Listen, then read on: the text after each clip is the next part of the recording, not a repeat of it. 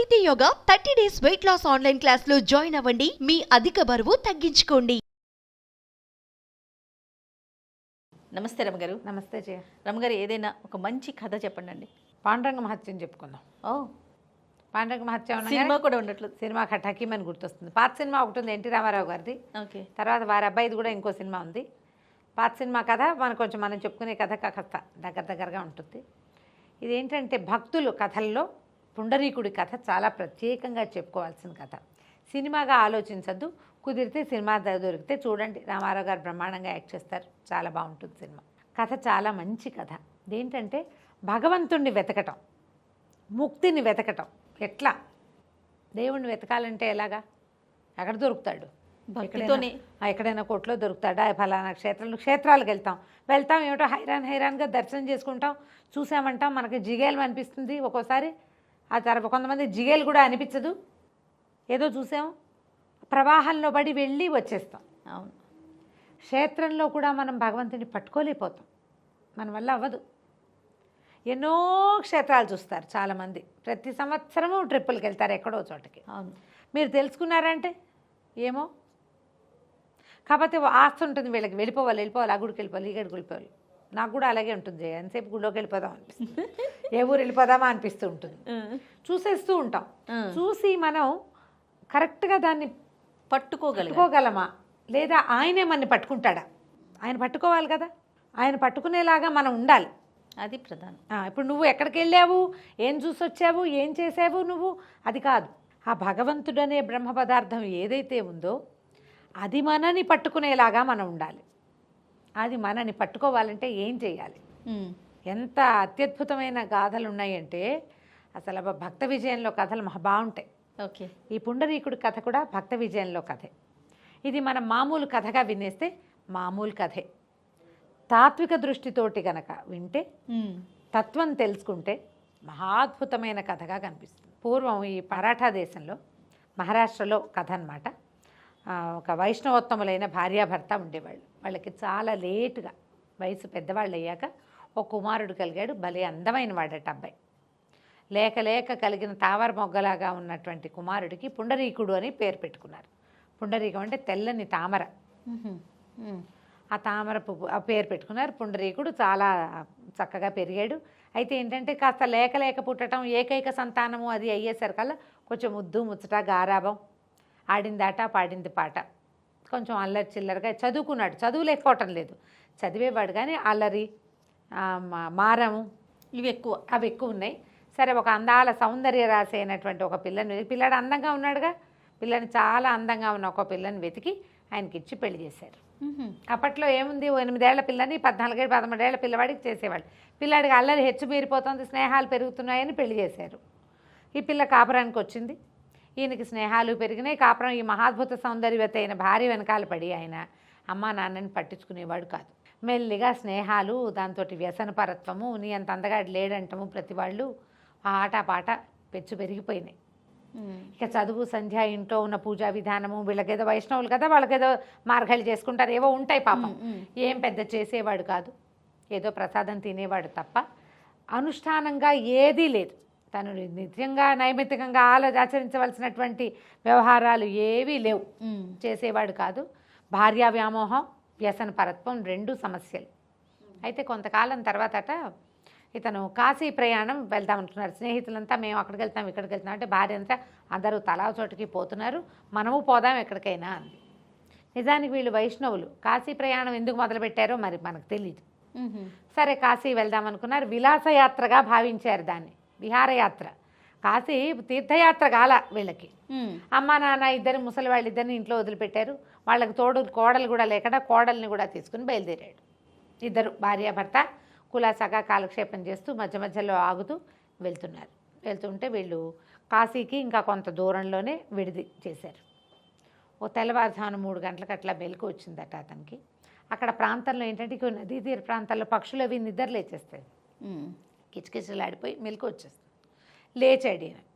లేచి ఇంకా పోని మెలకు ఎలాగో వచ్చింది కదా అని, సరే ఆ పక్కన ఏదో నదీ తీరం ఏదో ఉంది, అది గంగా నదో కాదో మరి, మొత్తానికి ఏదో కనపడుతోంది. అటు దాకా వ్యాహ్యాళిలాగా నడిచాడు. సరే, కాశీకి ఇంకా ఎంత దూరం ఉంది, ఏ దారి పట్టాలో కనుక్కుందాం అనుకున్నాడు. ఈయన వెళ్తూ ఉంటే ఒక ఋష్యాశ్రమం లాంటి ఒక పర్ణశాల లాంటిది కనపడుతుంది. అక్కడ ఒక 3 స్త్రీలు పనిచేస్తున్నారు, వాకిళ్ళు ఊడుస్తున్నారు. ఒక ఆవిడ చెట్ల కింద కసుపు ఊడుస్తుంది, ఒక ఆవిడ నీళ్లు తీసుకొస్తుంది. మామూలుగానే ఈయన వ్యసనపరుడు, స్త్రీ వ్యామోహం ఉన్నవాడు కదా. వీళ్ళు కనపడుతున్న వాళ్ళు వెలిగిపోతున్నారు, భలే అందంగా ఉన్నారు.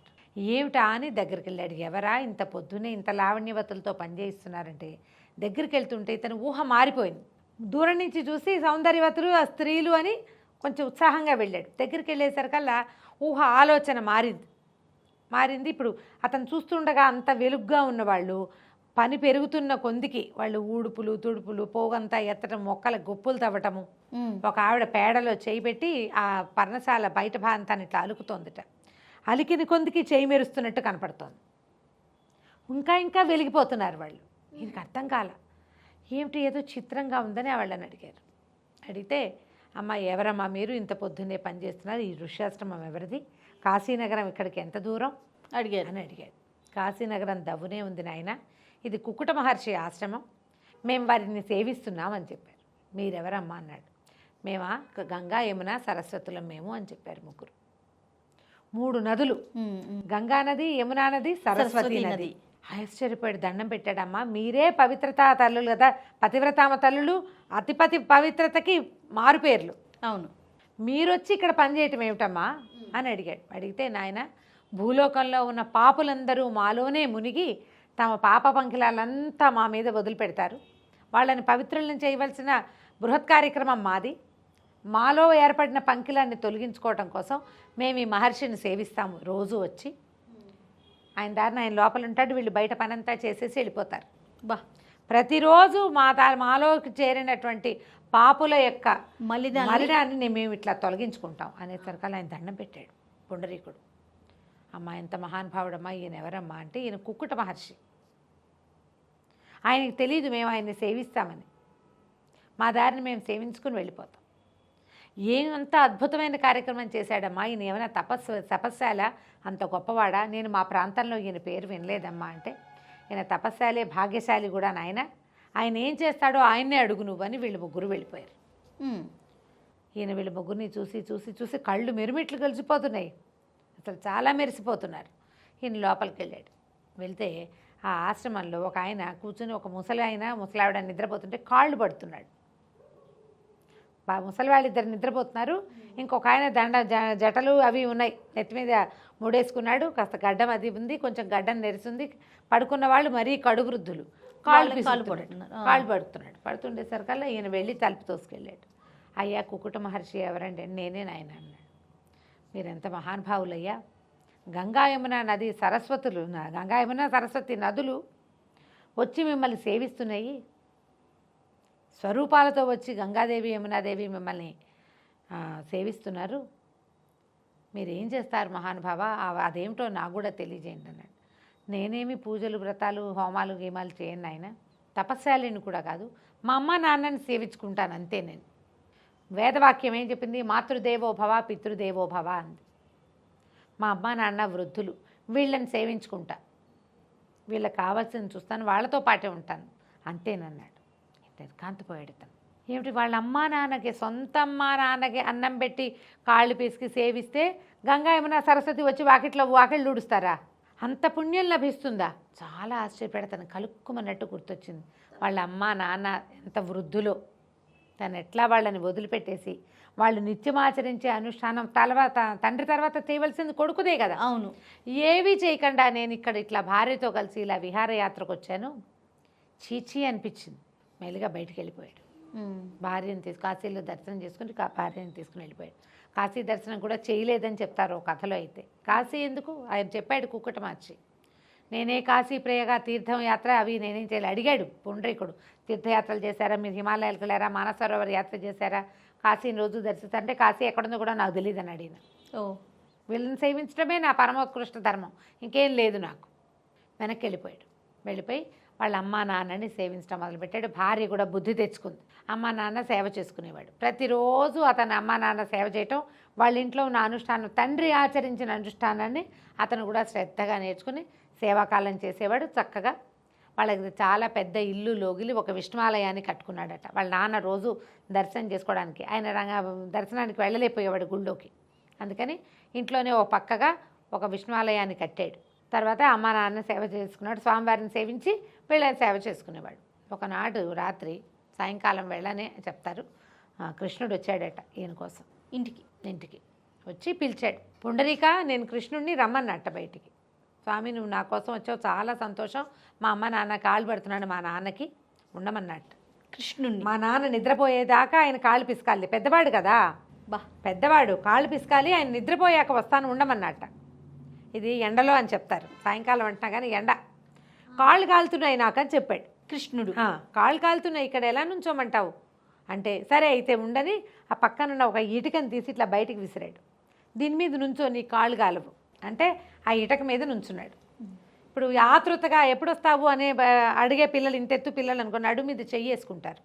ఈ నడు మీద 2 చేతులు పెట్టుకుని నిలబడ్డాడట కృష్ణుడు. తండ్రి నిద్రపోయాక లేచొచ్చాడు. ఆ నడు మీద చేతులు పెట్టుకుని ఉన్న 10-9 సంవత్సరాల కృష్ణ స్వరూపాన్ని చూసేసరికి కాళ్ళ మీద పడ్డాడు.